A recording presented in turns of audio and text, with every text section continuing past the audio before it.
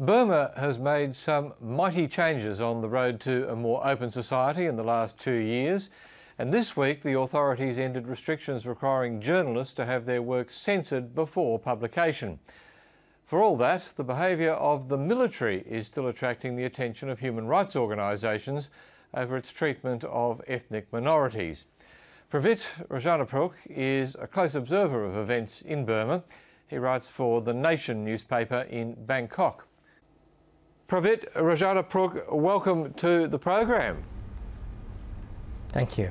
I'm just wondering how all this fits together. On the one hand, there's growing media freedom in Burma, but the army, for example, still being accused of human rights abuses against ethnic minorities in the country. What are we actually seeing? How do these contradictions fit together?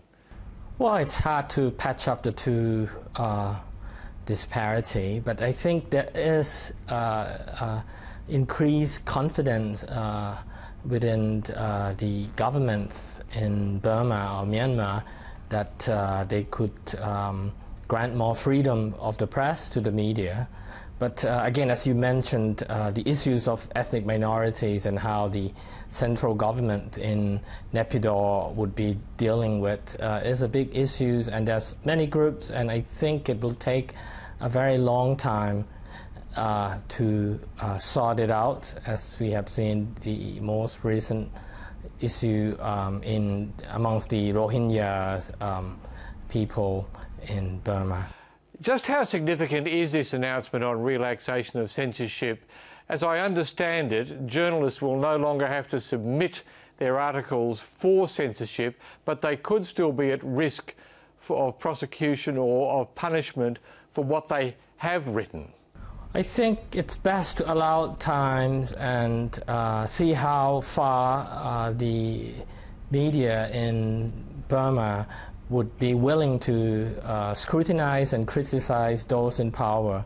And that is not just about the government, but also the military, which still remains a force to be reckoned with, and see whether there'll be a negative repercussions, whether there'll be a crackdown or arrest of some of the journalists or not.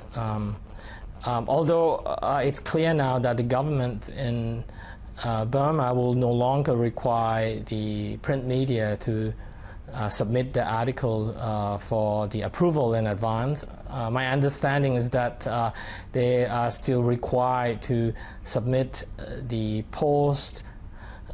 printed versions of their newspapers to the censor board or to the authorities, and I think based on that they'll be reviewed. Freedom from censorship is one of the necessary conditions for democracy to flourish, but from what you're saying, you don't think that by any means the changes which have occurred in the last 2 years, since November 2010, you don't think that those changes are necessarily irreversible? Well, it is still reversible. I mean, we look at the Constitution, which gave unproportionate power to the military. We look at the fragile peace between the central government and various ethnic groups, and a number of them are still armed and willing to fight for either a proper federation or an outright independence. I think it will be too early to really jump into such a conclusion, and on top of that we have the geopolitics between India, the United States and China, as well as ASEAN. So Burma is in a very special time, and I think there are too many factors at play to be able to make a very simple and clear conclusions about how the country is heading. To what extent is it possible that this is an admission of the inevitable by the Burmese authorities? To what extent, for example, have people in Burma been able to get hold of uncensored information anyway by alternative means, and so this is just effectively allowing what's already there anyway?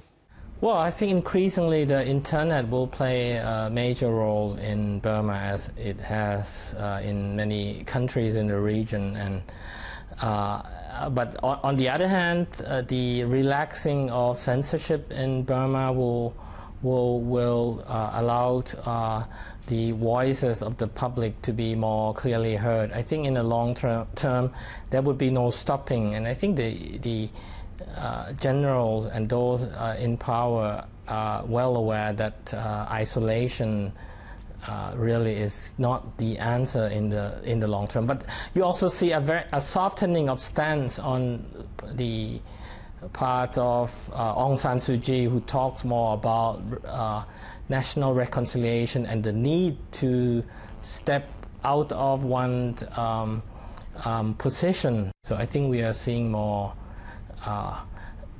reconciliation attempt by Aung San Suu Kyi, and I think that's, in a way, that is a good thing.